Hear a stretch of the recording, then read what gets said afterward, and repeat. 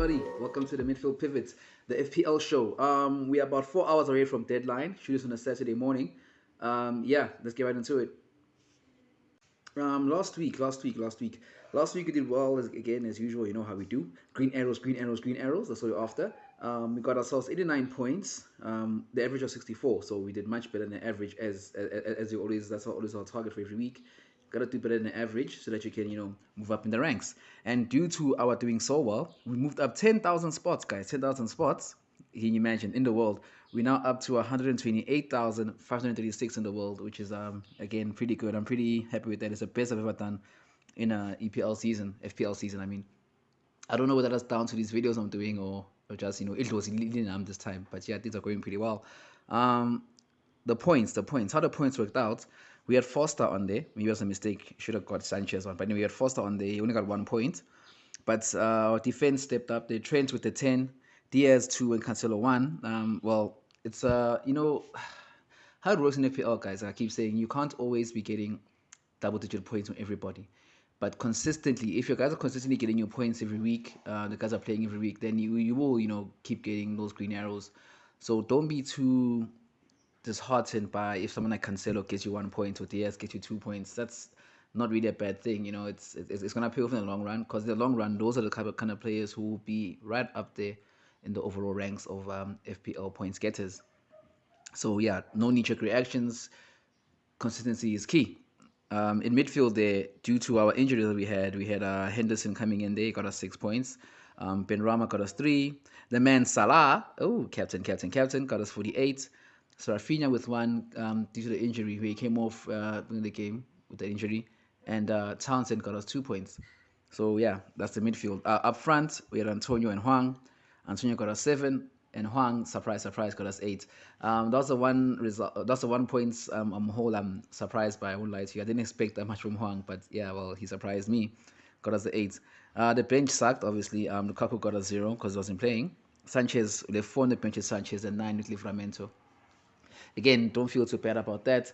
The reason why you have Livramento on the bench getting you 9 points is really a good thing. It's a sign that your bench is pretty strong. And that's what you want, especially in this rotation heavy EPL season where Chelsea and Man City rotate their players like crazy. So you want to have players on the bench who, if they were called upon, would get you the points. I mean, that's how Henderson came on and gave me 6 because it's on the bench and it's a strong bench. I think the key for the season is to have yourself a very strong bench. Um, Normally, would say, your 11 is your 11, you're going with that. But I think that has to change this season. The amount of rotation you're going to see going forward from the likes of Chelsea and Man City make it very dangerous for you to not have a strong bench. Because depending on which week and on what Pep or Tuchel are thinking, or even Klopp for that matter, a certain player that you like will not play. So it's good to have a very strong bench, and yeah, that's why I'm happy with the bench points haul. Right now, coming to this week, gosh. Last week I didn't make any changes. I was trying to save my two free transfers to use them this week. I was gonna move from Sanchez to the man Ramsdale and get off Lukaku obviously and get whatever striker in. Ish, yeah, no plans, guys.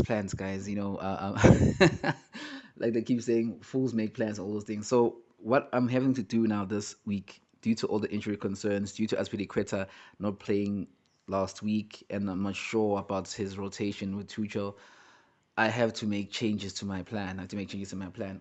It was gonna be just a simple swap of going from Sanchez to Ramsdale.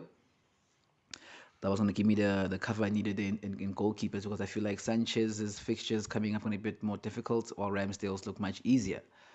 Well, I can't do that right now because I have to account for getting rid of Lukaku. And as you can see there, I don't have, I think I don't have the right Chelsea defender because I had Aspilicueta and he didn't play midweek either, which should mean he plays this weekend. But what you want with your Chelsea defenders is that you want a Chelsea defender that is guaranteed to play games, guaranteed to play 90, okay, more than 90 minutes, guaranteed to start games at least. And I thought Azpilicueta was a guy for me. Turns out he is not. He's not, and it sucks. So I have to move on. And moving on off Azpilicueta, I have to get myself another Chelsea defender. So now it becomes a situation of which Chelsea defender do I think is undroppable? Well, to be honest, there isn't any. There isn't any. The way Tuchel rotates, anyone can be dropped, man. Anyone can be dropped. And that brings about its own problems. So now you ask yourself a question, okay, sharp. Since I have no one who I'm guaranteed is going to start, which Chelsea defender is most likely to start? And if they do start, who gave me the most points? And that has to be for me, Ben Chilwell.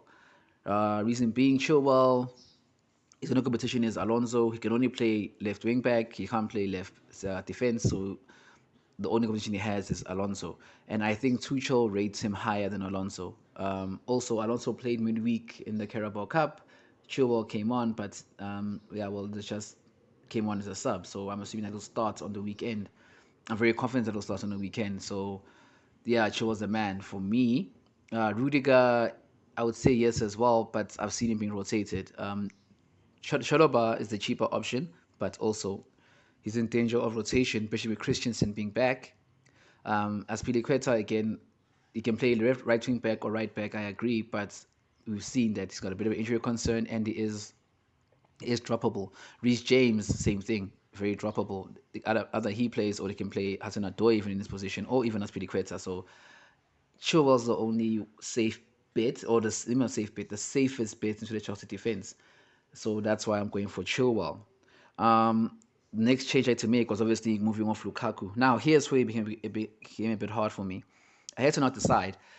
Am I going to go off Lukaku and get in straight another premium striker? Options I had there: Ronaldo, Kane, Vardy, the likes. Issue is this: I don't think Ronaldo's going to score many goals the way Manu plays. I don't think Harry Kane's going to score many goals the way Spurs plays. Vardy consistently, but sometimes he doesn't really score that many goals. So no, either he's not worth the 10 million. And also, so yeah, my three premium options are out. So I have to go now for a budget option. I've already got Antonio. I've already got Huang. Do I double up and go for Jimenez? No, I think that's you can't put both your eggs into the Wolves basket. That's a bit dangerous. So option I ended up taking options I have was Firmino or Tone, which is I was going to get Tony for a long time. Problem I have with Firmino, he is another danger of rotation.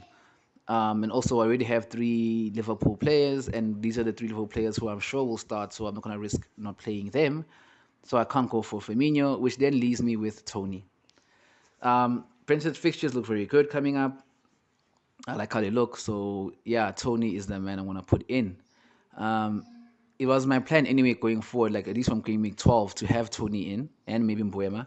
So just have to move that timeline up a bit and get Tony in now. Mind you, the rumor is that Lukaku will be back after the international break, which is in November. So by that time, I'll just get off Tony and get back onto Lukaku. But for now, I don't think Kane or Ronaldo is the way to go. However, if you guys do have Ronaldo, I would suggest you keep him because well, he is the best option out of the premium strikers. And as much as I think Menu won't score that many goals, he's always up for a goal or two. So yeah, maybe keep Ronaldo if you have him, and if you don't like the Tony idea, keep Ronaldo if you have him. But yeah, that's what I'm doing. Now the good thing about the Tony move for me is that it frees up lots of money for me, and how I'm gonna put that money right into my midfield. As you guys can see there, I've gone for Foden against Crystal Palace. Um, I've swapped out Townsend and put in Foden. Reason being, I've had a surplus of money because I got rid of Lukaku and I had to bring that money into somewhere, put into midfield because my defense is pretty stacked already. Now in my midfield there, I had plenty of options. There's Foden 8.2, Mason Mount 7.6, Bernardo was 7.7, Gundogan, Grealish, Jota, Havertz. Why I've gone for Foden is this: Foden is, I would say, a budget Salah for me. He is going to score lots of points. The only issue is rotation, rotation, rotation. For now, I'm pretty confident Pep will play him going forward because he seems to be an essential part of the way Pep wants to play. Gundogan and Grealish, the other Man City options, maybe Gundogan is a safer bet, but I don't think he's gonna get you more points than Foden. Foden seems to have more of an impact.